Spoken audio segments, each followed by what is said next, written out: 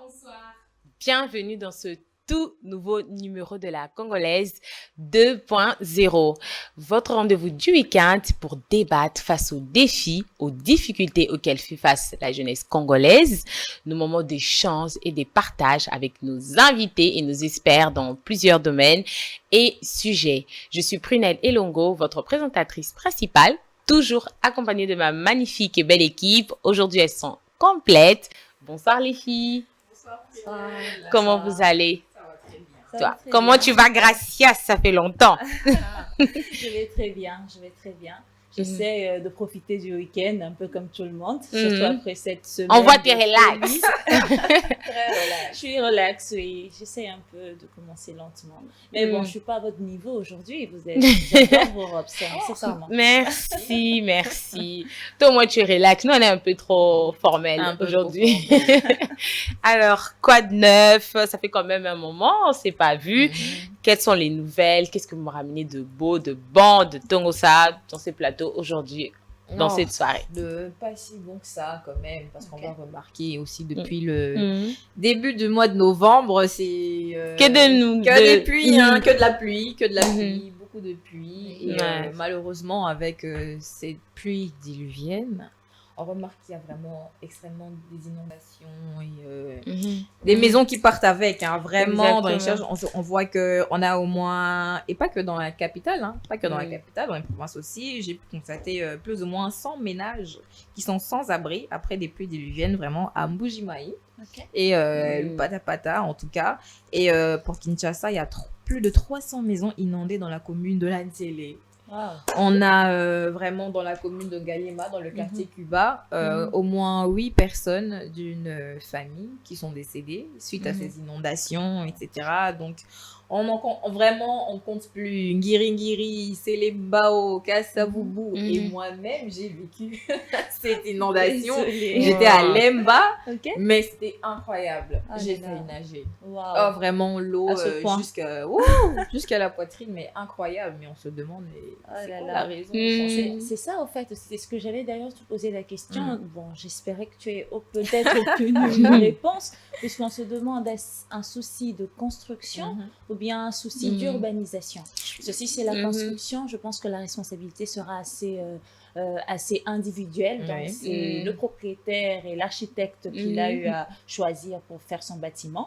Mais s'il s'agit d'un souci d'urbanisation, là, on revient au ministère de l'urbanisme et surtout de l'aménagement territorial aussi. Oui, ils doivent intervenir. Oui. Donc, est-ce qu'il y a déjà, ils ont essayé, l'État en soi a essayé d'enquêter par rapport aux causes? J'espère bien que le patron de la ville de Kinshasa, s'occupera de ce cas, parce qu'on remarque que ce sont déjà des constructions anarchiques, des constructions qui datent. Ces maisons qui s'écroulent aussi sont de mauvaises constructions, vous voyez. Par exemple, dans la commune de Lanzele, il y a le chef, le bourgmestre, qui va dire que les inondations, en fait, il y a la construction de l'hôpital Maman Oliglembe. Il va dire qu'il y avait une canalisation qui permettait aux eaux de pluie d'aller se déverser directement dans le fleuve.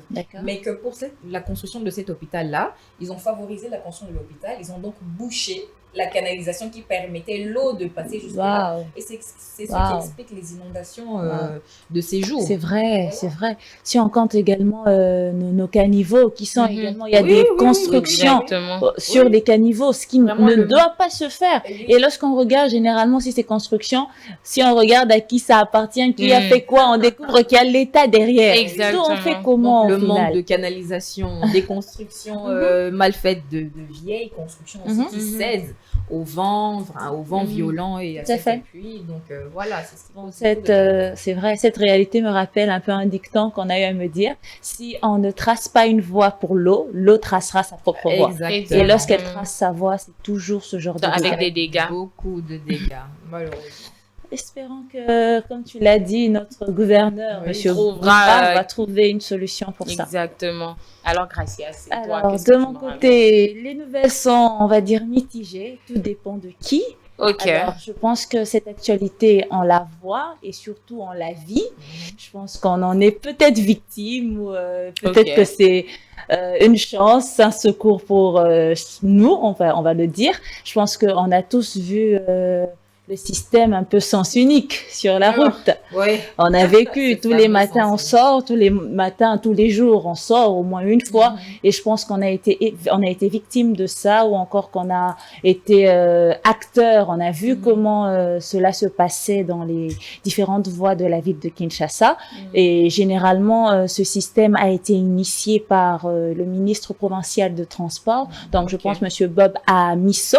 Je pense que je prononce bien, qu'il a initié avec la supervision, bien sûr, du vice-premier ministre de Transport, Monsieur Jean-Pierre Bemba, et ils ont décidé de lancer une phase expérimentale. C'était depuis la phase en soi, le test était prévu initialement pour un week-end, c'était le week-end du 26 et du 27 octobre, et après ça, après les bons retours, d'après ce qu'ils ont eu à faire comme enquête, ils ont estimé que la population était réactive, je dirais, la réaction était positive par rapport à cette expérimentation, et ils ont donc décidé de la prolonger jusqu'à ce jour. Et je pense que c'est cette information, cette actualité qu'il fallait au moins diffuser, partager avec la population. Et moi, sur ce plateau, j'aimerais également connaître vos avis, puisque je dis que les avis sont mitigés, certains sont pour, ils se disent que c'est bien, surtout qu'ils ont établi ces créneaux entre 5h et 10h et 15h et jusque vers 17h. Certains disent que ce sont des heures de pointe, tout ça va, tout va bien. Mais après, d'autres sont contre, puisqu'on ne sait plus maîtriser ce sens unique. Normalement, c'est une seule bande qui doit se faire sur l'autre voie, sur la voie inverse, pour permettre une meilleure circulation.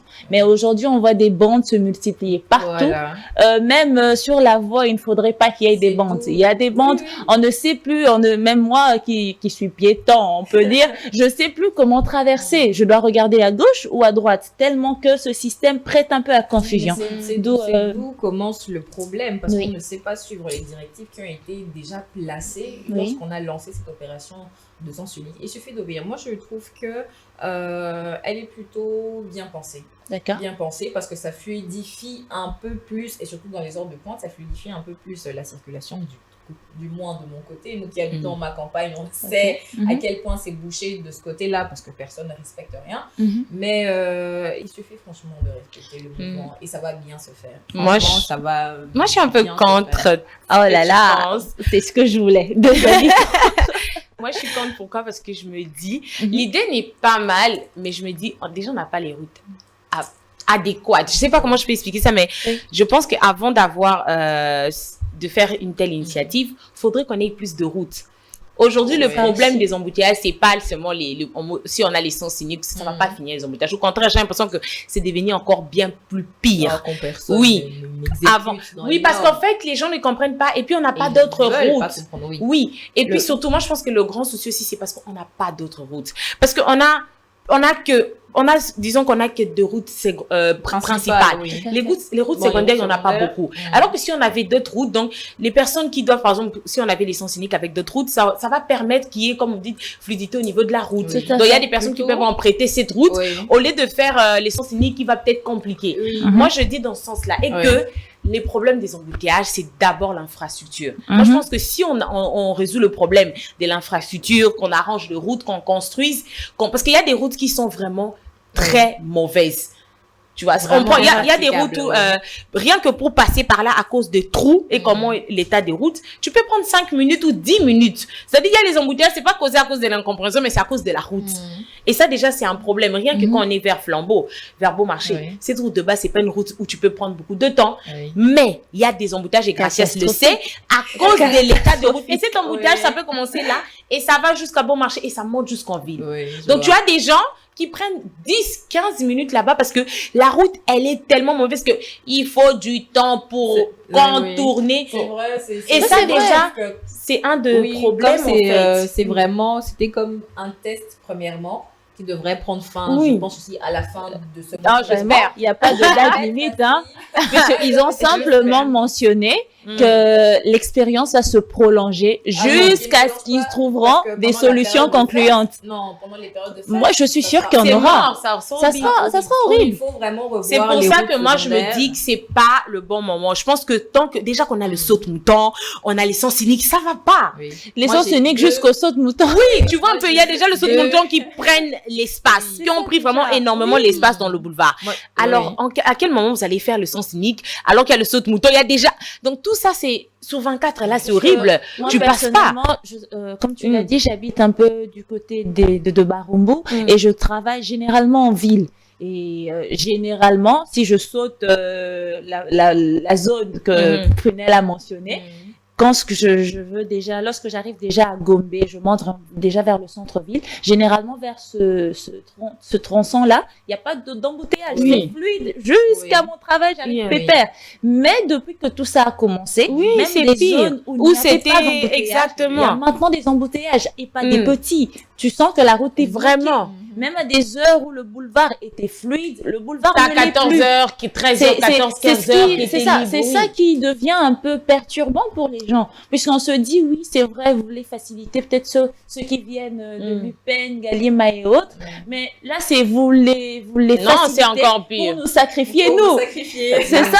Donc, il faudrait trouver une solution qui mette tout le monde à l'aise. L'infrastructure. Puisque, en soi, l'infrastructure, comme tu le mentionnais, ça fait partie justement des causes qui ont poussé le ministre et le vice-premier ministre à opter pour cette solution-là. Mais ils auraient pu d'abord arranger les routes. Ils ont avancé la raison de la surpopulation. Il y a un problème d'urbanisation. Les gens ne font que construire vu qu'il n'y a plus de place où loger les gens. Qu'ils arrêtent aussi tout à l'heure, tu as parlé, je crois, dans l'actualité, tu as parlé de construire les maisons. En fait, aujourd'hui, l'État je sais pas s'il contrôle, si c'est fait exprès, mais on veut construire n'importe comment, tout le monde venir ici, alors que si on pouvait, comment on va pas dire déplacer la ville, mais essayer par exemple, il y a des télé, Maluku, c'est super vide. Les mêmes choses qu'on a ici en ville, qu'on le fait là-bas, comme ça évite que les personnes viennent ici. Les projets là sont en cours depuis le mandat. On a eu nos ministres de l'aménagement territorial et autres qui se disaient qu'ils vont créer une autre ville de Kinshasa vers ce recoin là justement. C'est un projet puisque tout le monde veut venir à Kinshasa, mais Kinshasa il y a plus de place. Tout le monde va être au centre-ville, dans le centre, mais il n'y a plus de place. Donc la solution, c'est de déplacer. Mais cette solution-là, le gouvernement l'a mentionné, mais jusqu'à présent, c'est en cours. Mais entre-temps, tous les jours, les gens viennent à la vie. Tous les jours, il y a le monde, la population qui s'accroît. Exactement. Donc, comment on fait? On va continuer à insister là-dessus, Franchement, ministre de l'aménagement, du territoire, du transport, de l'infrastructure et tous ces ministères-là, vous êtes concernés. Et les gouverneurs de la ville, d'ailleurs. Oui. Et donc, j'espère vraiment que vous allez prendre des mesures qu'il faut. C'est pas mauvais votre idée, en tout cas. C'est une très bonne idée, mais je pense que pour moi, personnellement, c'est pas le bon moment. Tout à fait. Voilà. Il faut d'abord arranger les routes. Et d'ailleurs, avant que tu puisses clôturer, j'aimerais également m'adresser cette fois-ci à la population congolaise et surtout à nos chauffeurs.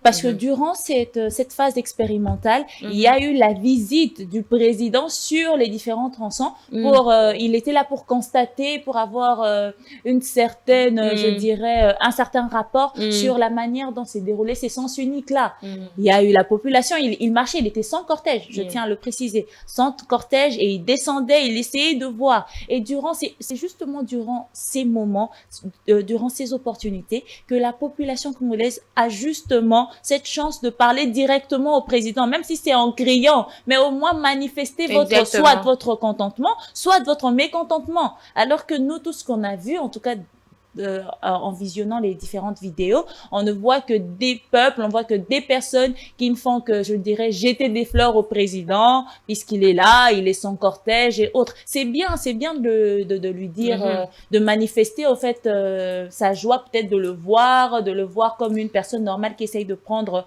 un rapport sur une certaine évaluation. Mais c'est aussi bien de profiter de ces moments pour aller dans le vif du sujet. Si vous êtes contre, manifestez-le. Si vous êtes pour, manifestez-le. Pour l'instant, c'est pas le fait de voir le président qui vous suffit. Non, essayez de profiter justement de cette chance pour dire quelque chose. Non, président, on est d'accord avec, tout est bon. Ou encore, non, président, on constate ceci, cela. Puisque vraiment, à travers les vidéos, vous verrez que il n'était pas entouré de ce protocole qu'il a l'habitude d'avoir. Il était, je pense, avec 2-3 gardes. Il marchait lui-même. Il était proche des véhicules. Donc, je pense que les personnes qui étaient là, en ce moment-là, pouvaient profiter de cette occasion pour justement parler au nom de tous. Donc, prochainement, si le président continue de faire cette tournée, on l'espère, si vous le voyez, n'hésitez pas à vous manifester. D'une certaine manière, vous pourrez aider la population ou encore aider le gouvernement à trouver de meilleures solutions. Donc, c'est un peu ça ce que je voulais ajouter avant que tu puisses conclure. Merci, Gracias. Donc, tout est clair. C'est la fin pour les actualités et les réalités. On va débuter l'émission. Voilà, comme toujours, nous commençons notre émission avec la citation du jour qui nous sera dite par Gracias. Juste après, nous allons vous présenter notre invité du jour et passer par la suite à la table ronde, notre moment préféré, notre moment d'échange. Et pour finir, le conseil du jour. Gracias, la citation, s'il te plaît. Alors, pour la citation du jour, pour ce tout nouveau numéro de la Congolaise 2.0, je vous apporte une parole de Bill Gates. Je pense qu'il ne nous est pas inconnu. Nous savons très bien que monsieur Bill Gates est un entrepreneur américain, programmeur et philanthrope. Et il est mondialement connu surtout comme cofondateur de Microsoft. Aujourd'hui, c'est tout le monde qui l'utilise, tant comme ordinateur que comme téléphone. Enfin, il paraît qu'il y a des téléphones Microsoft maintenant, je sais pas. Mais en tout cas, il est le cofondateur de cette entreprise créée avec monsieur Paul Allen en 1975. Donc, c'est quand même un grand patrimoine et c'est un entrepreneur à féliciter. Et la parole qu'il nous apporte en cette soirée est: l'autonomisation économique commence par donner aux gens les outils pour devenir maîtres de leur avenir. Je répète encore, l'autonomisation économique commence par donner aux gens les outils pour devenir maîtres de leur avenir. Alors, comment ça vous parle, les filles? Alors, moi, je pense que tout ce qu'il veut dire, c'est que si on veut devenir maître de notre propre vie ou si on veut être indépendant, il faut justement être autonome. Donc, d'un point de vue économique, donc il faut s'ébattre pour faire en sorte que nous puissions être indépendants financièrement, donc autonomes, donc surtout pour les gens qui entreprennent, pour les gens qui on va dire, ils sont dans le business, dans les affaires. Donc, il faut déjà commencer par faire quelque chose. Sinon, après, on risque d'être esclave des gens. Oui, si on n'est pas autonome. Donc, si on veut être maître de notre propre avenir, c'est-à-dire décider de, moi, demain, je vais faire ci. Moi, demain, je vais acheter ci. Je vais faire ça. Donc, il faut déjà commencer à se donner le moyen. Donc, travailler dur. Soit tu bosses, tu étudies, soit tu entreprends. Comme aujourd'hui, on voit beaucoup de gens entreprendre. Mais aussi, je vais paraphraser un proverbe. Je paraphrase. Qui dit que les conseils du sage sont foulés aux pieds à cause de cette situation. Alors que le riche est entouré, le riche a beaucoup d'amis. Pourquoi? Parce que tu auras beau être sage, surtout dans le monde d'aujourd'hui. Tu as beau porter sur toi toute la sagesse de l'univers, parce que, économiquement parlant, parce que de ce côté-là, vraiment, tu n'es pas développé, tu n'es pas déployé comme certains le voudraient. Voilà, tout ce qui sortira de ta bouche ne sera pas pris en considération. Mais aujourd'hui, on a des hommes riches, entre guillemets, riches de poche, mais pas riches d'esprit du tout, qui ont le droit, la permission de dire tout ce qu'ils veulent et ils seront écoutés vraiment avec attention. Vraiment. Alors vraiment, le contraire, c'est très rare. Donc, c'est vraiment important l'autonomisation économique est vraiment très importante pour un pays qui ne sait pas se développer à ce niveau-là est vraiment un pays qui ne sera pas pris en considération, un pays qui ne sera pas entendu. Et on peut le voir aujourd'hui, les injustices que l'on subit aujourd'hui parce que la RDC ne développe pas le potentiel économique qu'il devrait avoir normalement. On va partir sur le fait de la guerre à l'Est qui dure depuis des années, mais qui n'est pas mis en avant, qui n'est pas entendu par les internationaux, simplement parce que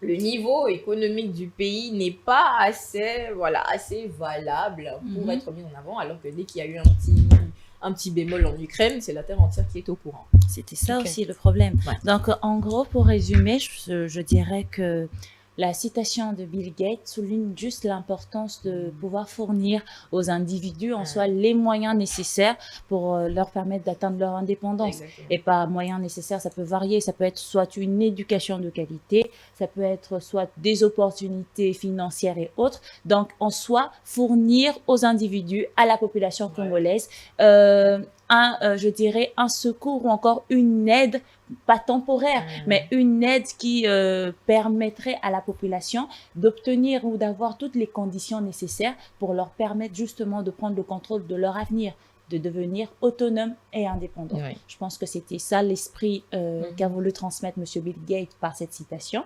Et je crois que c'est ainsi qu'on va débuter notre émission. N'est-ce pas, Prunelle? Oui, merci beaucoup, Gracias. Exactement, comme tu l'as dit, comme toujours, tes citations du jour vont de pair avec notre sujet du jour. Alors, je vous ai dit tout à l'heure que nous avons une invitée, une dame avec nous. Alors, j'ai avec moi sur ces plateaux Madame Louise Mbumba. Bonsoir, Louise. Bonsoir, Madame Prunelle. Comment tu vas? Je vais bien, merci. Oui, on va tous très bien. On est très content de t'avoir sur notre plateau, ainsi échanger un peu par rapport au sujet du jour. Voilà. Alors, qui est Louise Mbumba? Elle est juriste en droit économique et social. Elle est entrepreneur et présidente de la plateforme Mukaji RDC. Mukaji. Ok, RDC, exactement. Alors, tu peux nous en dire un peu plus sur Mukaji RDC? Alors, je vais bien, merci. Je réponds au nom de Louise Mbumba, comme vous venez de le présenter. Je vais vous parler de la plateforme Mukaji RDC, avant d'entrer dans le sujet, bien sûr. Oui. Alors, Mukaji est un centre de formation où on regroupe que des femmes, mais aussi, nous parlons des enfants et un peu aussi des hommes, mais plus nous sommes englobés sur la femme, parce que le nom déjà c'est Mukaji. Mukaji veut dire femme en français, Mwasi en lingala, Mwanamuke en swahili, Keto en kikongo, je pense, et donc c'est ça. Alors dans Mukaji, nous parlons de l'entrepreneuriat de la femme, mais aussi nous parlons de tout ce qui est lié à la femme, notamment nous parlons de la santé menstruelle de la femme, nous parlons de la santé psychologique de la femme, en tout cas nous parlons de tout ce qui est lié à la femme. Intéressant, mais c'est bien. Et j'ai vu que tu étais entrepreneur. Oui. Ok, super. Bah, tu vas nous en dire plus alors par rapport au sujet d'aujourd'hui. Oui. Voilà. Alors, aujourd'hui, nous avons comme sujet les femmes entrepreneurs en RDC. On va parler des défis, des opportunités pour l'autonomisation de celles-ci. Aujourd'hui, les femmes entrepreneurs en RDC font face à une série de défis uniques et tout en étant confrontées à des opportunités prometteuses pour leur autonomisation économique. Et il y a aussi un problème, on vit en fait dans un contexte où les inégalités de genre persistent, où les obstacles culturels, structurels entravent souvent leur progression. Mais les femmes congolaises font preuve d'une résilience exceptionnelle pour surmonter justement ces barrières et saisir des opportunités qui se présentent à elles. C'est comme ça qu'aujourd'hui, nous allons un peu parler de ça et peut-être il y a une femme aujourd'hui qui essaie, qui veut commencer ou qui entreprend, pourra avoir des conseils, surtout venant de notre experte qui est ici, qui va un peu nous parler aussi peut-être de son expérience. Voilà, et comme toujours, vous allez aussi commenter ou argumenter, Prisca et Gracias. Alors, vous savez que j'ai toujours une série de questions et tout. Je représente les téléspectateurs. Alors déjà, pour commencer, quels sont les principaux défis auxquels les femmes entrepreneurs en RDC sont confrontés dans leur parcours vers l'autonomisation économique? Ok. Tu peux commencer. Je veux juste rebondir sur ce que toi-même tu l'as dit. C'est vrai que les entrepreneurs en général sont butés à beaucoup d'obstacles. On voit le manque d'accès au financement. On voit également certaines barrières, je dirais, légales par rapport à la manière dont nos lois ont été constituées justement pour les entrepreneurs. Il y a certaines conditions qui ne sont pas forcément favorables aux entrepreneurs. Et ça, ce sont je dirais des barrières, des obstacles généraux à tous les entrepreneurs. Mais s'il faudrait s'attarder sur la femme entrepreneur, moi je dirais qu'il n'y a pas de plus grand obstacle que l'obstacle culturel et social. Pour moi, c'est top niveau. Le number one. On est dans un pays qui est majoritairement dominé par des normes patriarcales. Exactement. Ce qui fait que généralement, c'est difficile pour la femme de s'affirmer économiquement parlant dans la mesure où elle a rarement l'opportunité d'avoir ou d'obtenir une place de décision. Je pense que c'est que récemment que la femme commence déjà commence en RDC à se montrer. Je vous dirais, cet effort d'ailleurs, c'est en une grande partie grâce à la nomination de notre première ministre. Donc, en soi, c'est que récemment que la femme a commencé à sortir un peu du lot, mais cette marche est encore en cours. Donc, ce qui fait que actuellement, c'est généralement difficile. Ces obstacles-là, sociaux et culturels, dus aux normes patriarcales, pousse encore la femme à ne pas pleinement entreprendre. Elle est généralement limitée par rapport à l'entrepreneur homme. Comme le dit Gracia, c'est vraiment des stéréotypes de genre. C'est ça vraiment qui entrave. Ça casse vraiment le poste. Parce qu'avec tous ces préjugés, on se dit que non, que la femme, elle est bien. Elle doit s'occuper de son foyer d'abord. C'est ça. Qui va jouer son rôle dans le foyer si elle se lance réellement dans ce qu'elle veut entreprendre. Elle aura tout le temps dans le travail passé. Donc, c'est vraiment une barrière culturelle aussi, notamment, et ses préjugés. On les voit partout. Les femmes entrepreneurs n'ont pas toujours la même chance, entre guillemets, ou les mêmes opportunités que les hommes entrepreneurs. Voilà, on va faire plus confiance à un homme qu'à une femme. Même les banques même auront même à faire plus confiance à un homme, parce que ça fait, un homme, il va se battre jusqu'à trouver. Mais une femme, vraiment, je sais pas. L'être émotive, donc elle va pas. Dans leur esprit, dans leur, je sais pas, ça c'est vraiment des stéréotypes ancrés dans la société, parce que patriarcal, comme Gracias l'a dit, malheureusement. Ok, et moi, donc, je dirais en tout cas, avant qu'on entre dans le sujet, il faudrait d'abord dire c'est qui un entrepreneur. Parce qu'on en parle tout le temps, conférences pour les entrepreneurs, femmes entrepreneurs par-ci, femmes entrepreneurs par-là. Peut-être qu'il y a d'autres personnes qui sont des entrepreneurs et ne savent pas qu'elles sont entrepreneurs. Alors, j'ai donné une petite définition de l'entrepreneur. Un entrepreneur est une personne qui crée et développe une entreprise en prenant des risques financiers pour offrir des produits ou services et répondre aux besoins du marché. Alors, un entrepreneur, pour d'autres personnes peut-être qui ne savent pas, parce qu'on en parle tout le temps. On voit ces mots, en tout cas, écrits partout. Ouais, presque chaque semaine. Mais d'autres personnes ne savent pas. Une femme qui vend au marché, une femme peut-être qui vend les arachides, c'est un entrepreneur. C'est qu'elle fait, c'est son entreprise. C'est qu'elle fait. Peut-être elle-même, elle ne sait pas qu'elle est entrepreneur. Quand on organise des conférences des entrepreneurs, elle s'est dit que moi, je ne vais pas partir parce que ce que je fais, je vends juste des arachides. Mais en fait, c'est ton entreprise. Quand on parle des entrepreneurs, on ne voit pas seulement ces femmes-là. Elle est peut-être dans un business où elle a une boutique d'habillement, où elle vend des voitures, où c'est une dame qui fait quelque chose de grand, en fait.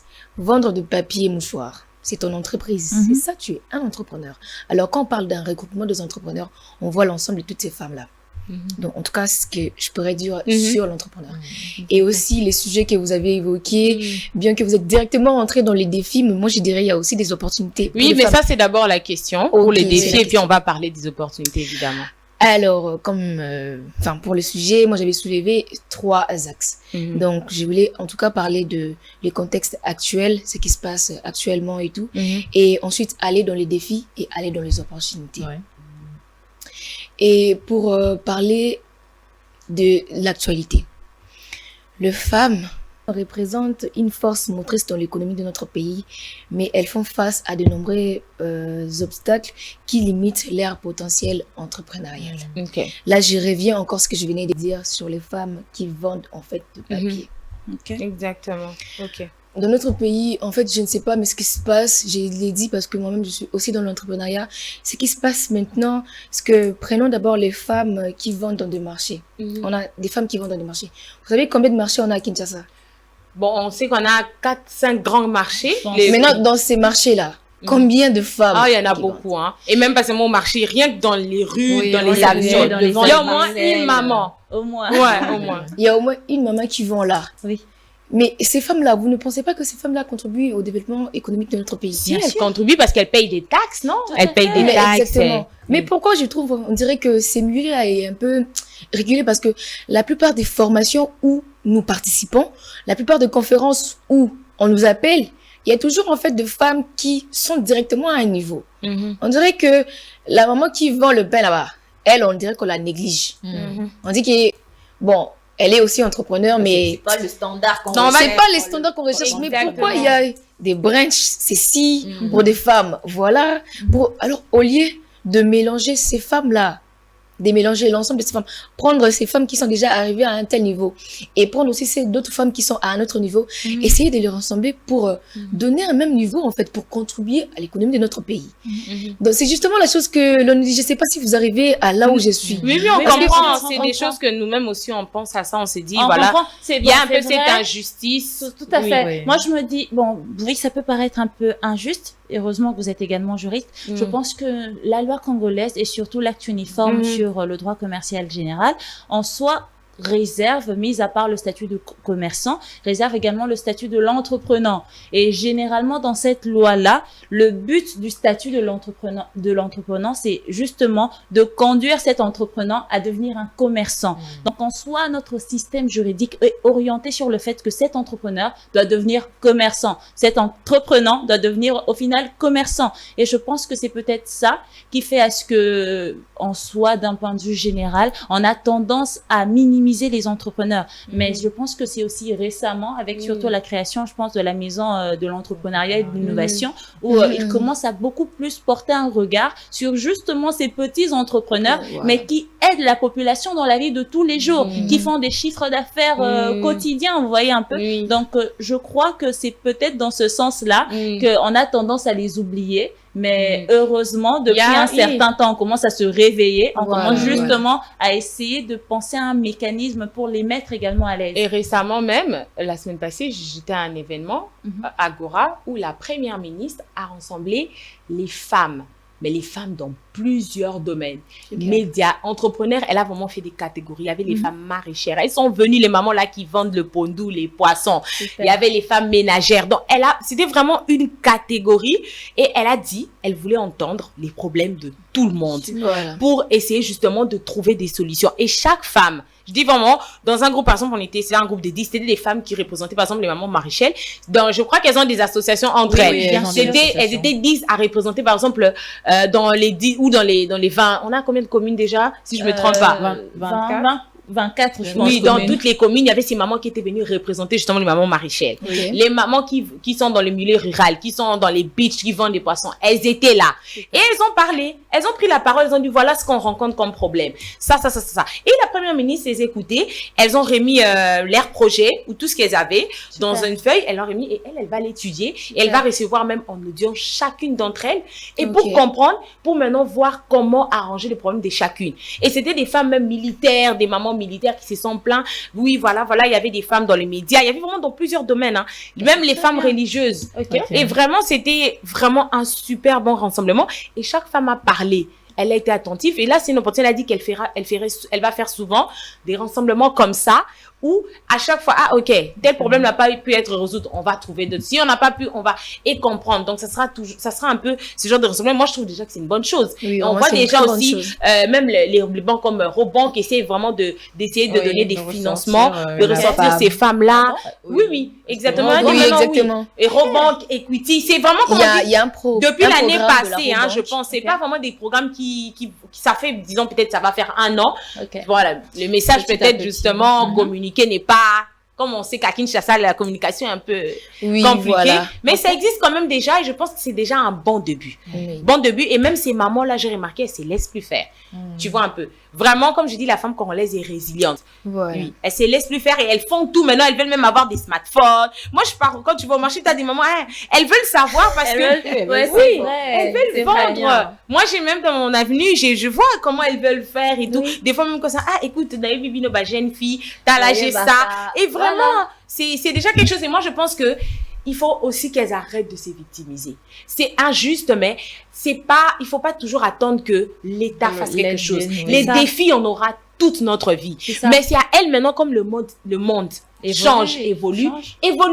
Même si tu vends les arachides, fais du marketing de ce que tu fais. Va te renseigner sur les formations.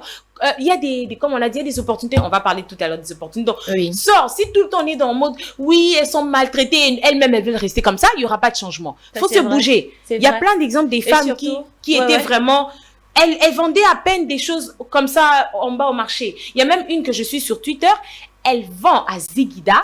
Les aubergines, les oignons, des trucs comme ça, oui, je la connais. Elle n'est pas plus Docteur, que les voilà, autres. c'est ça, non? Elle n'est pas plus que les autres dames qui vendent. Mais qu'est-ce qu'elle a fait? Elle prend en photo, elle est vraiment dans la boue. Des fois, quand il pleut, elle dit, ah, les lombous, les bêtis, mais je suis en train de vendre. Et ça, c'est beau, tu vois. Et beaucoup de gens la suivent. Il y a eu des autorités qui sont venues acheter des trucs vers elle parce qu'elle avait posté. Et moi, je trouve que c'est une femme, elle n'a pas honte. Elle a compris le monde moderne. Et ça, c'est vraiment des exemples. Je pense que vraiment ça, c'est ça, en fait, que les défis, on nos aura. entrepreneurs femmes devraient commencer à essayer de mettre en pratique. Essayons de nous adapter à l'ère actuelle. Essayons d'apprendre. Le monde est injuste.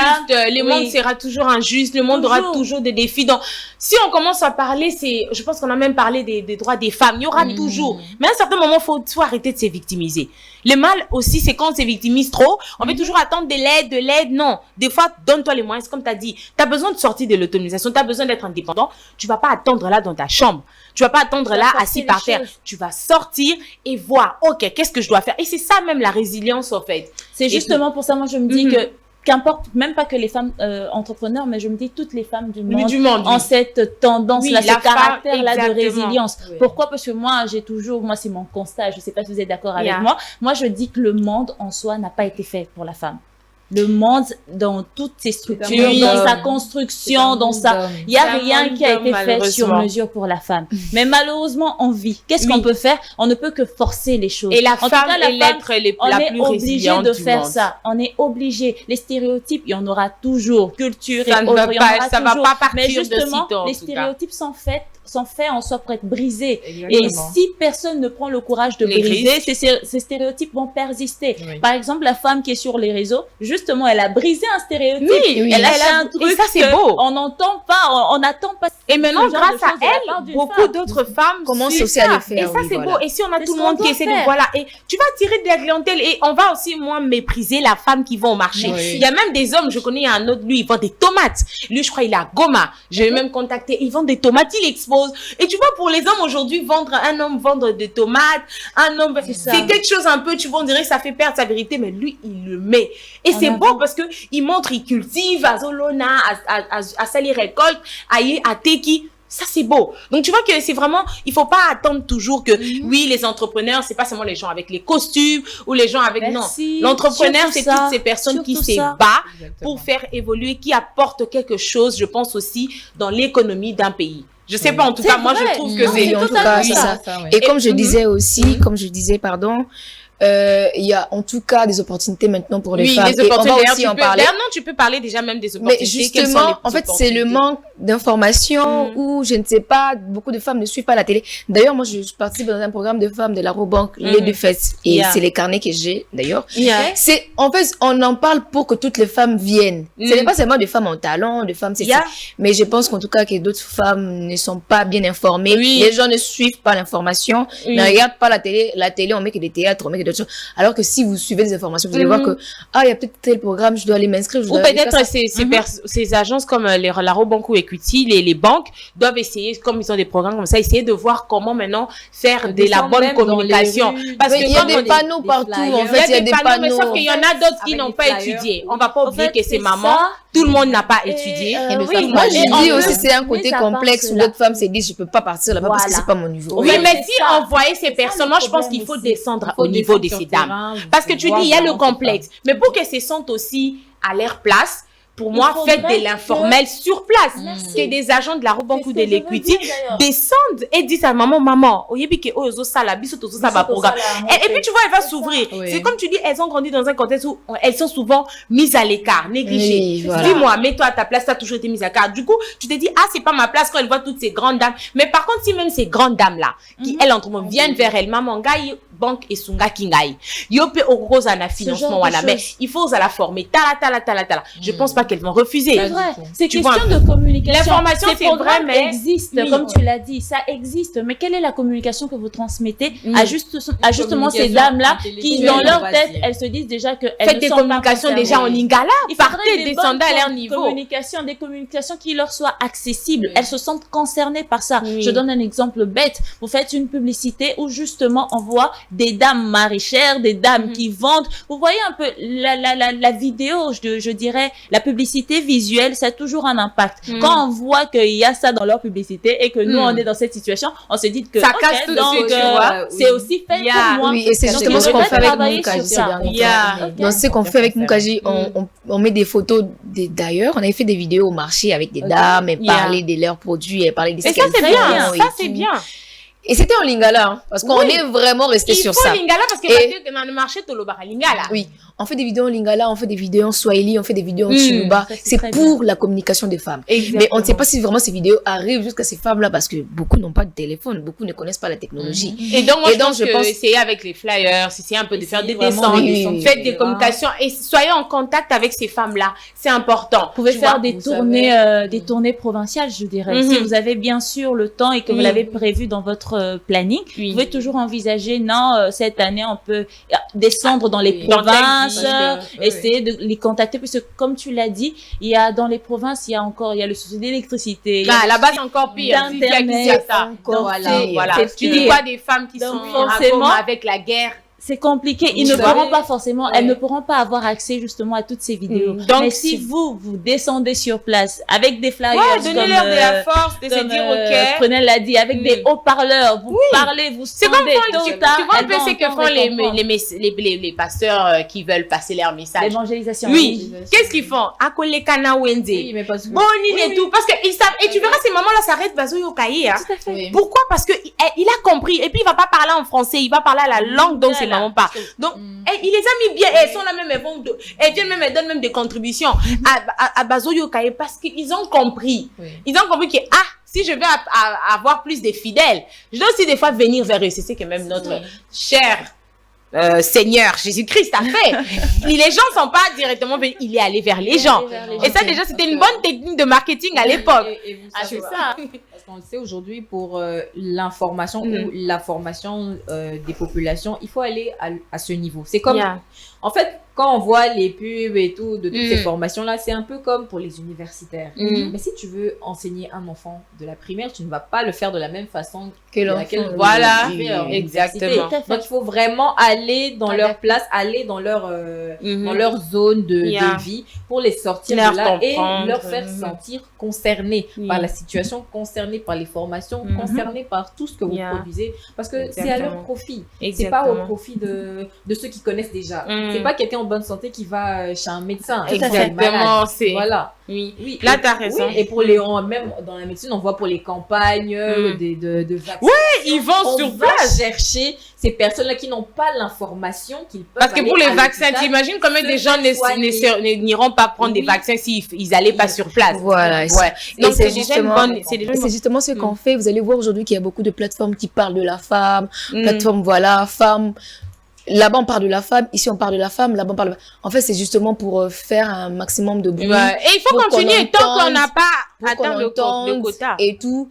Et aussi, on le fait. C'est pas parce que les femmes sont faibles, mais on le fait, en fait, on s'est réunis parce que l'autre fois, on mettait de catégories de femmes à côté en disant que non, ces femmes-là ne peuvent rien faire. Alors que des femmes qui sont au marché contribuent à l'économie de notre pays. Évidemment. En tout cas, au développement de notre pays. Si ces mamans au marché arrêtaient de vendre aujourd'hui, les gens vont manger quoi? C'est ça. Et d'ailleurs, il y aura la crise. Bah oui, si elles arrêtent même pendant le Covid, si ces mamans n'avaient pas, c'était pas forcé pour aller.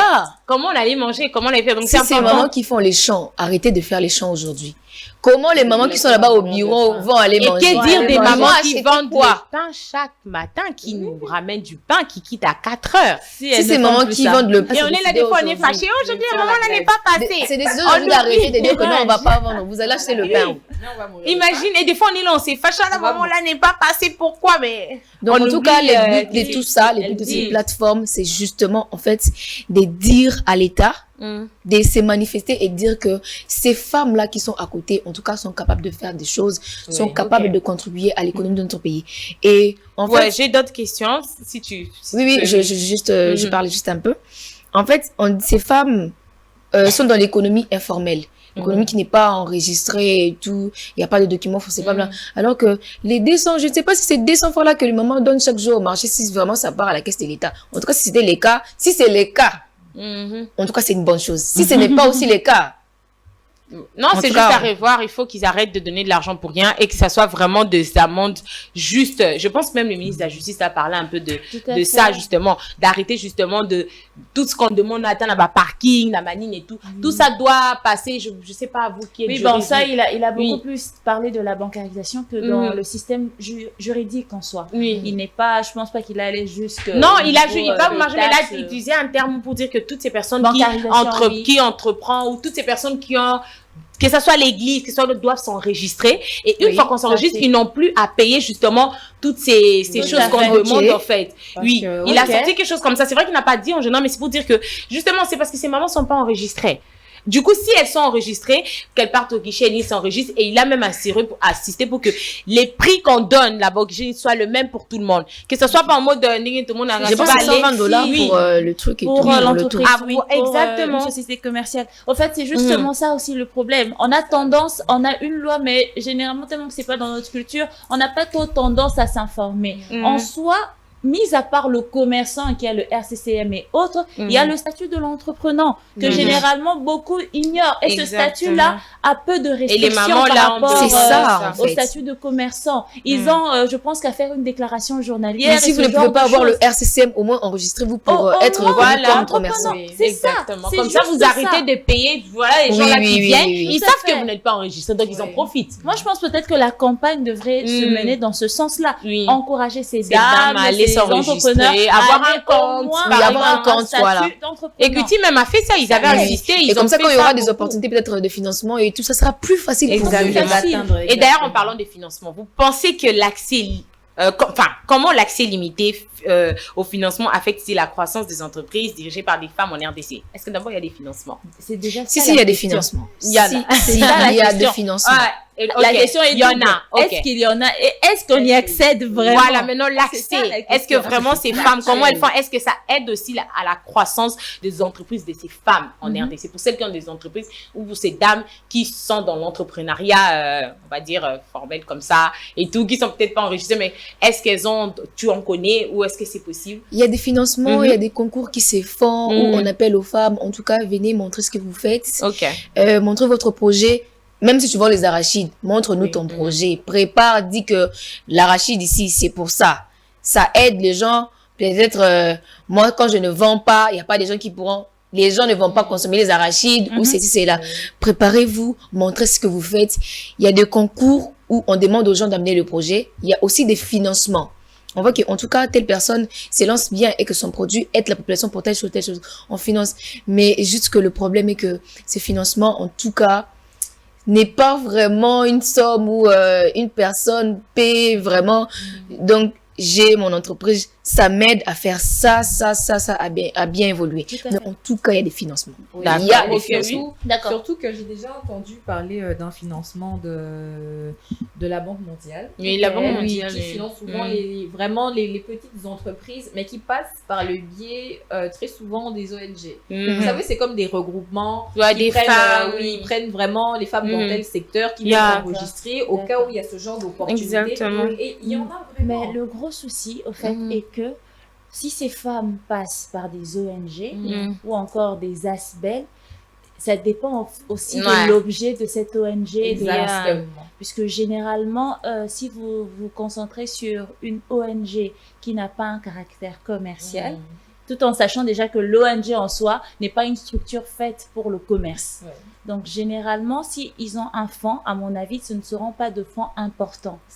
Moi, je pense que s'il faudrait que la banque puisse financer et passer par des ONG, au lieu de passer par des ONG, moi, j'encouragerais qu'ils puissent passer par des groupements d'intérêt économique. Puisque moi, je pense que c'est la structure juridique faite pour ça. Et on sait tous comment sont nos ONG, c'est un peu... Réunir tous ces entrepreneurs, ces entreprises en groupement d'intérêt économique. Là, lorsqu'il y a des financements importants de la Banque mondiale, ça descend vers ces groupements d'intérêt et vu qu'ils sont composés peut-être de 100 entreprises, ce financement profite aux 100 entreprises. Moi, je pense que c'est mieux que de passer par des ONG. Puisque les banques et autres, ils ont cette facilité de contribuer, de donner de l'argent aux ASBEL, aux ONG, parce qu'ils savent qu'en soi, le caractère principal est généralement caritatif. Donc, moins dans la poche, mais plus dans l'investissement. Même si la réalité est contraire. Mais moi, dans ça, je dirais qu'il y a des ONG, en tout cas, quand la Banque mondiale donne des fonds, ces ONG-là, accompagnent des femmes. Oui, il y en a, mais notamment dans des formations, marketing, tout ce qui va avec, et des fois aussi, on donne de l'argent à ces femmes-là.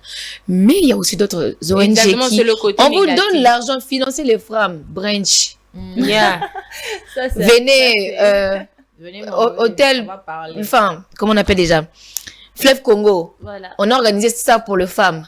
Les femmes, on veut ça. Vous organisez des conférences au lieu, en fait, de passer directement à ces femmes-là, demander qu'est-ce qu'il faut, pourquoi ça, pourquoi ça. Échanger parce que vous êtes donné les fonds pour ça. Et cet argent, tu verras, c'est des 30 000, des 20 000 cas qui sont passés comme ça pour une conférence, alors que on aurait pu vraiment s'en servir pour aider ces femmes Maréchal. Ils vont organiser des conférences, faire à manger, donner à boire, payer peut-être le transport. Après, maman, enregistrez-vous, on va vous appeler, on va faire ça. Après, à la fin, c'est rien. Et ils vont prendre ces vidéos-là pour aller montrer, voilà ce qu'on avait organisé, voilà ce que mais vous n'avez rien donné aux femmes. C'est ça le gros problème. Et parce que je pense que Prunelle, tu l'as dit, au fait, généralement, lorsque ces femmes reçoivent des contributions, moi, je pense que l'idéal, c'est de les aider, puisque normalement, lorsqu'elles ont un fonds, c'est aussi la quantité de ce fonds-là, le montant. Généralement, lorsque tu as un financement de la part d'une entreprise, d'une banque ou autre, ce financement doit t'aider déjà à t'équiper, à acheter les matériels qu'il faut, à assurer une certaine pérennité pour que tu tiennes debout malgré les crises économiques, que ça te permette une certaine capacité compétitive, donc que tu puisses avoir les ressources nécessaires pour envisager l'innovation.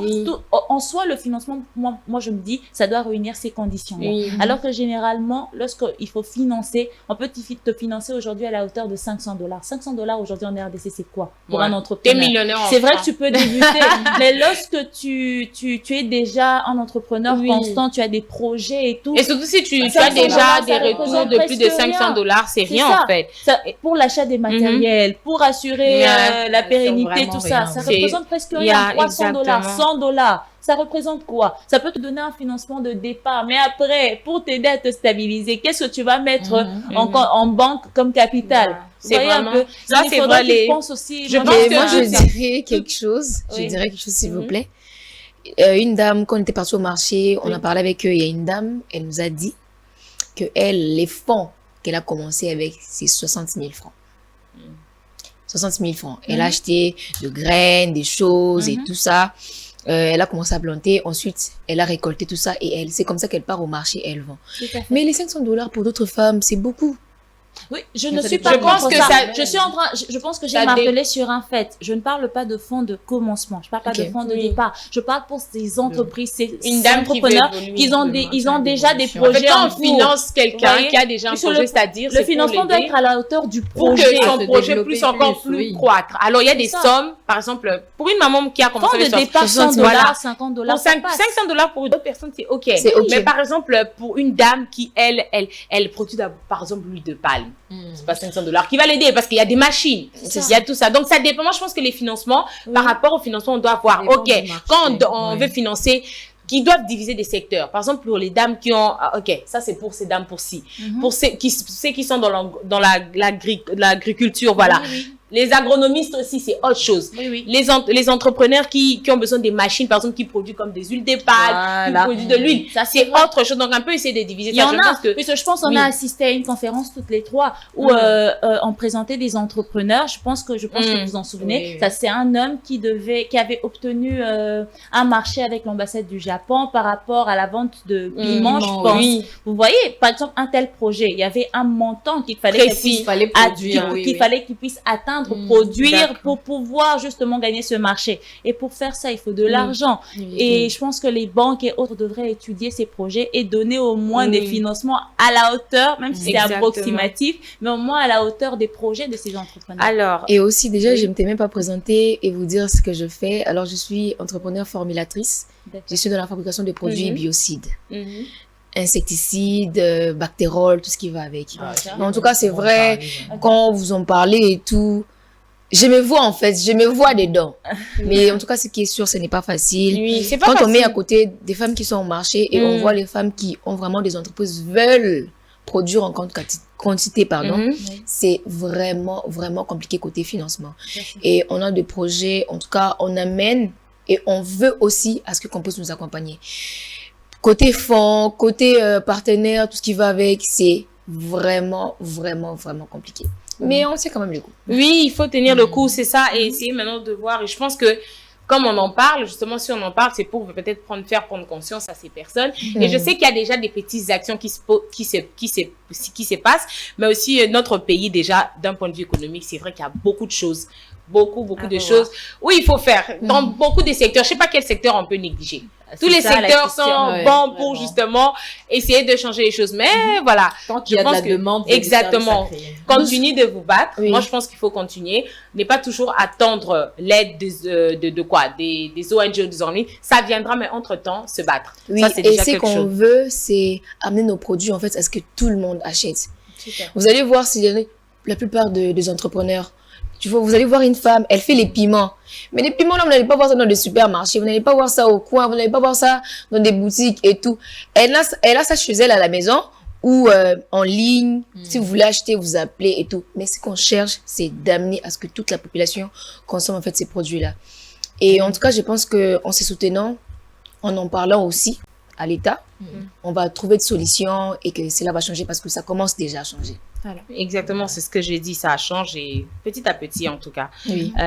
Alors, quels sont, j'allais demander, est-ce qu'il y a des secteurs d'activité, on va dire clés ou plus courants, parmi les femmes entrepreneurs en RDC, où sont les opportunités de croissance dans ces secteurs-là? Quels sont les secteurs d'activité le plus courant, on va dire ça, et tout en RDC? Déjà, on l'a dit, on ne va pas s'attarder dessus. Il y a le secteur informel qui regorge d'entrepreneurs. Il y a l'artisanat qui aujourd'hui aussi est quand même quelque chose. Oui, l'artisanat prend de l'ampleur. Prend de l'ampleur. Moi, c'est les deux majeurs. Exactement. Y a-t-il d'autres? Je ne sais pas. L'agriculture, petit commerce. Oui, l'agronomie aussi, ça prend de... En fait, c'est des secteurs où je pense que si aujourd'hui nos gouvernements martèlent plus là-dessus, ça peut aider. Ça peut même pas aider, ça va aider notre économie. Oui. Parce qu'on néglige trop ce côté-là, que ce soit le côté rural. Tout ça, c'est... Oui, parce qu'aujourd'hui, en tout cas, la RDC est avec une énorme population et un pays qui importe plus, tu vois, plutôt que de favoriser la production locale, exactement, en aidant justement ces entrepreneurs-là. Et justement, ça, c'est une opportunité, une opportunité de croissance. Exactement. L'exportation des produits. Si on arrête d'importer et qu'on commence nous-mêmes à produire, c'est quelque chose qui peut aider parce que on a beaucoup de, comme vous avez dit, la RDC est riche, mais on a aussi un souci. Les infrastructures. C'est ça le problème. En province, il y a beaucoup des hommes agricoles, des femmes agricoles. Il y a beaucoup de choses, des plantations. Mais j'ai appris que ces plantations pourrissent. Parce que pour venir à Kinshasa, c'est pas l'avion ou le camion qui va prendre peut-être, je sais pas combien de jours, de mois, pour arriver ici, ou soit par bateau. Et on sait tous les conditions rurales à Kinshasa qui est encore un autre secteur beaucoup de choses où il faut encore améliorer. Donc tout ça, c'est pour dire que en fait, il faut d'abord arranger les routes. Les routes, c'est important. Quand on arrange les routes, il faut qu'on ait vraiment de quoi, comment dire, quelqu'un qui est au Kasaï peut être connecté à quelqu'un qui est à l'Équateur, à Kisangani, par route. C'est-à-dire, on sait déjà que quelqu'un qui est à Kisangani va produire ça. Quelqu'un qui est à Goma, il y a ça, ok. Et ça arrive à Kinshasa. On peut les vendre et nous-mêmes aussi, à partir de nous, vendre aussi dans d'autres pays. Parce qu'on a des voisins qui, eux, d'ailleurs, sont pauvres dans beaucoup de choses. Ils importent ailleurs alors qu'ils peuvent importer chez nous. Le problème maintenant, c'est ça. Avant d'estimer une certaine capacité à l'exportation, il faudrait déjà que l'on puisse produire nous-mêmes, exactement, pour nous-mêmes d'abord. C'est ça. Exactement. Je crois que j'ai lu dernièrement, je sais pas, j'ai pas retenu les chiffres, mais la production de maïs, par exemple, la RDC, la population congolaise, énorme consommatrice de maïs, mais on va produire 30, par exemple, 30 millions, pour 30 millions, alors qu'il y en a 100 millions de consommation. Et qu'on a vraiment un déficit dans la production déjà, et on est obligé du coup d'acheter ailleurs. Et tout ça, tu vois, alors on a des terres, on a des zones, on a de la main-d'œuvre. Oui, les gens sont là, on est là, oui, il n'y a pas d'emploi, mais c'est l'opportunité pour le gouvernement congolais de créer des emplois. Et aussi, c'est l'opportunité pour toutes ces personnes qui veulent entreprendre. Aujourd'hui, tout le monde veut entreprendre dans l'habillement, dans la beauté. Ce n'est pas mauvais. Mais il y en a déjà l'habillement. Tout l'habillement. Assez. Aujourd'hui, regarde tous ces secteurs dont on vous parle là sont encore ont besoin des personnes pour produire. Oui. Donc, c'est des secteurs comme ça qu'il faut marteler où, quand aujourd'hui tu veux entreprendre, tu dis, moi, je vais devenir entrepreneur. Cherche des choses où c'est encore, on a besoin. Exactement. D'ailleurs, c'est ça. Par rapport à ça, je voudrais aussi sensibiliser nos téléspectateurs en leur disant que nous ne minimisons pas la digitalisation. Le e-commerce, c'est d'ailleurs un secteur en pleine croissance. C'est vraiment un bon secteur qui promet beaucoup de choses pour l'avenir. Donc, on ne minimise pas, mais on essaye de vous dire qu'il y a d'autres éventualités, il y a d'autres opportunités, il y a en plus des opportunités où il y a tellement de demandes. Donc c'est plus ces opportunités là qui sont rentables pour vous entrepreneurs, parce qu'aujourd'hui dans le e-commerce c'est tout le monde, on retrouve tout le monde, et même il y a des boutiques, on a presque et même des contacts, et même les fonds mondiaux et tous ces organismes commencent même à vouloir justement donner des fonds dans ces domaines-là. On avait le Makutano qui est passé cette semaine, on sait tous, et il y a eu le Fonds mondial qui a soutenu justement, et ils ont dit, lorsque le directeur général justement, celui qui représente ici en RDC, a parlé, il a dit que aujourd'hui, ils sont en train de donner des fonds, des millions dans l'agriculture. Ils ont des fonds qui sont justement donnés pour l'agriculture, dans la pisciculture, dans l'agronomie. Ils ont des fonds, mais Batou Bazate, il n'y a pas vraiment assez de gens. Ou les gens, ils n'entendent pas. Alors, c'est le moment. Aujourd'hui même, tu verras, c'est rare de voir des gens donner. Je n'ai jamais même vu on donne des fonds pour l'habillement. On donne des fonds dans la beauty. On donne pas. Merci. Ça, c'est important. Parce que, tu vois, c'est pas vraiment c'est pas important. C'est pas que c'est pas important, mais c'est pas une priorité. Moi, je dis, on évalue l'impact économique. Exactement. Actuellement, on a besoin, l'objectif, moi, je me dis de la RDC, c'est de finalement exporter. Et pour pouvoir exporter, il faut produire. Pour produire, il nous faut des entrepreneurs agriculteurs ou encore des entrepreneurs agricoles. C'est ces entrepreneurs-là qui manquent. Aujourd'hui, je pense qu'il faut faire un certain lavage, je dirais, dans les têtes de nos jeunes entrepreneurs en leur disant que les métiers de l'agriculture, les métiers de l'agro ne sont pas des métiers peu nobles par rapport aux autres. Non, ce sont des métiers valorisants. Qui ne puissent pas, n'ayez pas un peu ce complexe. Moi, je me dis que non, faire du piment, faire des braises, tous ces trucs-là, c'est dégradant et tout. Non, s'il vous plaît. Dégradant en rien, alors que tu réponds à un besoin de la population. Et puis, tu apportes un plus dans le développement et dans la croissance de ton pays. Merci. Donc, c'est même pour ça qu'on en parle. Si on en parle, c'est parce que pour montrer que l'entrepreneuriat, c'est vaste. C'est pas seulement voir cette personne en costume ou en cravate, cette dame bien habillée. Non. L'entrepreneur, c'est toute cette personne, pour moi, je dirais, qui contribue à l'économie en faisant quelque chose, en créant ou en apportant quelque chose de plus dans son pays. Et c'est vraiment ça, je pense, c'est ce que tu fais, Louise, c'est ce que font beaucoup d'autres femmes. Bon, nous, on n'est peut-être pas encore dans l'entrepreneuriat, mais on en parle, donc on contribue. Tout à fait. Donc, on contribue d'une part, on fait la communication, donc on en parle, justement, pour que vous puissiez prendre conscience. Regardez autour de vous, il y a tellement d'exemples des femmes ou des hommes qui ont réussi rien qu'avec un petit business. Il y en a tellement. Il y en a tellement. Donc aujourd'hui, c'est pas seulement les mines, c'est pas surtout... Non, il y a tellement de choses. Donc il faut vraiment, si aujourd'hui tu veux, mais je vais devenir entrepreneur, regarde tous les secteurs d'activité qu'il y a à Kinshasa, voilà où il y a beaucoup plus de demandes. Et c'est ça le secret. C'est ça le secret. Et essayer maintenant de chercher des organismes, de fonds. Dès que tu es sérieux, ces gens-là, ils donnent des fonds. On va pas se mentir, le sérieux aussi, il y a des gens qui sont pas sérieux. Tout ça aussi, on est là, on veut, entrepreneur, mais t'es pas sérieux, on va te donner l'argent comme ça, 50 000, pouf. Tu sais que tu as fait avec ces 50 000, tu disparais, mais qu'est-ce que tu as fait avec ton monité? Comme il y a ton monité, la voiture, la veste, tout ça. Je suis entrepreneur, j'ai jamais. Tu as engagé combien de personnes depuis que tu as eu ces fonds? Tu as créé combien d'emplois ou tu as pris combien de personnes avec toi? Moi, je pense que c'est ça même que c'est sur ce point que les entrepreneurs doivent se concentrer. L'entrepreneuriat a pour objectif de créer des emplois. C'est pas que tu restes seul et vous n'êtes pas des hommes d'affaires. Il y a une grosse différence entre hommes, femmes d'affaires et entrepreneurs. C'est très différent. Vous misez dans l'innovation, vous misez dans cette règle-là, la loi de l'offre et de la demande. C'est ça. Donc vous, votre objectif, c'est d'innover et de créer des emplois pour justement pallier à cette pénurie d'emplois que l'on retrouve dans la population congolaise. Ça sera un gain pour vous plus tard. C'est ça, en fait. Il faudrait que vous puissiez faire la différence. On peut être et à la fois homme d'affaires et à la fois entrepreneur, mais il y a une différence entre les deux. Soit tu es entrepreneur juste, soit tu es homme d'affaires juste, soit tu es les deux. D'accord? Mais les deux sont pas des synonymes. Ça, il faudrait vraiment marteler dessus. Donc, avant de vous lancer dans ce secteur, prenez un peu le temps de vous informer sur les deux. Voyez vos capacités et voyez si vous correspondez à quoi. Parce que pour être entrepreneur, je vous jure, il faut avoir un grand cœur. Il faut avoir un grand cœur, il faut avoir de la patience. Oui, et de la patience, surtout, c'est ça. Les qualités, je crois qu'on a déjà parlé d'entrepreneuriat une fois ici dans le plateau et tout. Et justement, on a parlé des qualités. Donc, faut pas être pressé quand on est entrepreneur, comme a dit un ami qui lui entreprend, il dit Prunelle, c'est la patience. Si tu n'as pas la patience, si tu n'as pas, tu ne vois pas 5 ans, tu n'as pas une vision, tu vas vraiment baisser les bras parce que c'est plusieurs défis. On a parlé des défis, mais on a oublié aussi de parler de tout ce moment où, par exemple, pour celles qui sont au champ, tu commences à pas marcher, tu perds parce qu'il y a des pertes, hein. On va pas parler de l'énergie, de l'argent, de toutes ces dépenses qu'on va faire, surtout le début sont vraiment, vraiment difficiles. Oui. Mais voilà, lorsqu'on a la patience et que on y crois. Oui. Et je pense que c'est difficile, sais, hein? les milieux c'est difficile, mais c'est la fin en fait parce que moi d'abord là je suis encore au milieu. Okay. Donc ça fait mal. La chaleur. Ça fait juste mal. Il fait chaud. Ça fait très très mal. Voilà, donc, tu vas prendre ton cahier, là tu fais des calculs, tu dis j'ai mis ça, à la fin j'aurai ça. Mais vous vous rendez compte qu'à la fin, vous n'avez pas en fait ce que vous attendez à la fin. Ce n'est pas du tout ça.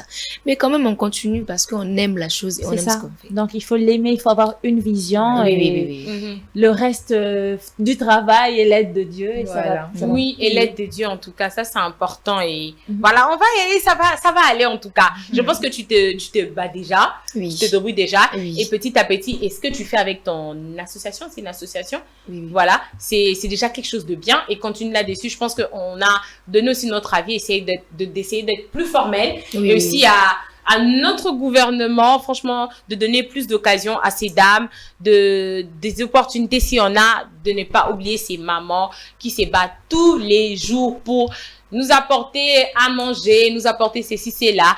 Donc, voilà, ne pas minimiser ces personnes-là et même pour chacun d'entre nous, lorsque nous allons acheter des trucs chez ces mamans, n'en faisons pas de trop parce qu'il y a des gens qui sont super, on va pas mentir, mais la façon de traiter ces personnes qui vendent au marché, ces mamans, ces grandes sœurs, grands frères, toutes ces personnes, des fois on est un peu injuste avec ces personnes-là. Non, on oublie que c'est des personnes qui se réveillent le matin, qui se battent, ils ont des bouches à nourrir. Elles-mêmes aussi, elles ont sûrement des rêves, mais qu'elles ont dû sacrifier pour justement faire ça. Donc, faut être bien avec ces personnes-là, comprendre et ne pas abuser comme on voit parce que tu verras des personnes, elles préfèrent aller acheter quelque chose super cher dans le supermarché, mais quand c'est au marché, ah non, pourquoi ça, c'est n'est qu'au marché, comment ça? Alors que la même chose, tu vas aller dépenser 10 $ pour acheter au marché, mais quand tu es devant ces personnes qui vendent, qui font leur entrepreneuriat en plein air, ah non, on est là, on dénigre, ça c'est pas bon. Et vraiment, c'est un truc aussi que je voulais vraiment, vraiment en parler. Faut essayer d'être juste. Parce qu'on ne sait pas, hein, tous les sacrifices que font ces personnes qui vendent, qui se réveillent le matin. Des fois, on est là 5 heures, on les revoit. Peut-être elles habitent là très loin, mais elles font un effort de venir, de nous nourrir. Hein, parce qu'elles nous nourrissent, même si c'est vrai qu'on achète, mais c'est elles qui viennent avec et on achète. Donc, c'est important de prendre soin de nos mamans et toutes ces dames qui entreprennent, toutes ces mamans, vous sachez que vous êtes très fortes. Votre résilience va payer et n'abandonnez pas. Essayez un peu de suivre un peu toutes ces formations que donnent les banques.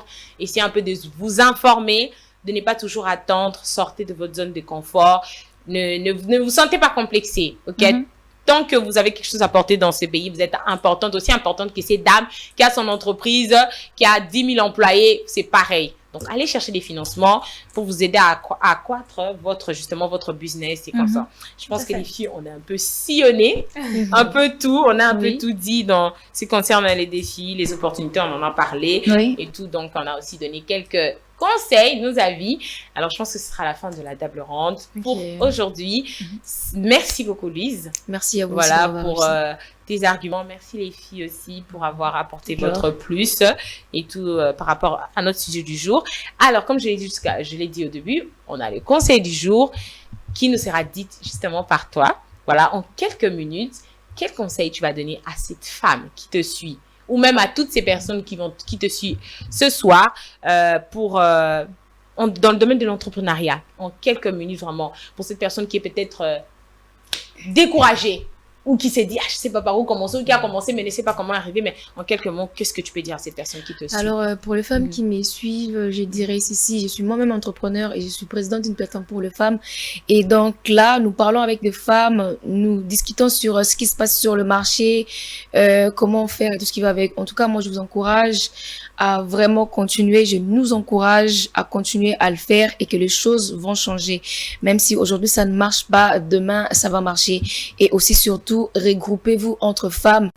Allez là où il y a des femmes qui parlent de ce que vous faites, où il y a des femmes qui ne voient pas les choses comme vous voyez en fait, avec un autre niveau vraiment élevé. Alors que c'est la chose que je pourrais dire à ces femmes qui me suivent. Donc, c'était juste ça. Merci beaucoup, Louise. Merci beaucoup. Alors, chers téléspectateurs, merci d'être restés jusqu'à la fin de ce programme. J'espère que vous avez autant appris que nous et que vous allez le mettre en pratique. S'il vous plaît, je peux rajouter quelque chose? Oui, tu peux. Alors, les femmes. Donc, je disais ceci. Il y a un programme dans Mukaji que nous avons préparé pour les femmes. C'est justement un programme qui contribue au marketing de produits des femmes. Donc, vous avez vos produits. Nous avons notre équipe qui va venir sur les lieux, filmer tout ce que vous faites, mettre sur les réseaux, essayer d'agrandir, en fait, votre entreprise. Alors, vous voulez en fait nous contacter et prendre part aussi à ces programmes de Mukaji, vous avez juste à nous faire un message sur WhatsApp ou nous laisser un message sur nos comptes. Nous sommes sur Facebook, Instagram, X et TikTok. Alors, n'hésitez pas à vous abonner, La Congolaise 2.0 sur Congo Buzz TV, sur YouTube. N'hésitez pas à nous suivre chaque week-end à 19h35, La Congolaise 2.0, et laissez-nous des commentaires, comme l'a dit notre invité. Si vous avez besoin d'en savoir plus, Mukaji est sur Facebook, Instagram, et le numéro WhatsApp vous sera affiché juste à la fin de l'émission. Sinon, portez-vous très bien. On se dit à la prochaine pour un tout nouveau épisode. Au revoir.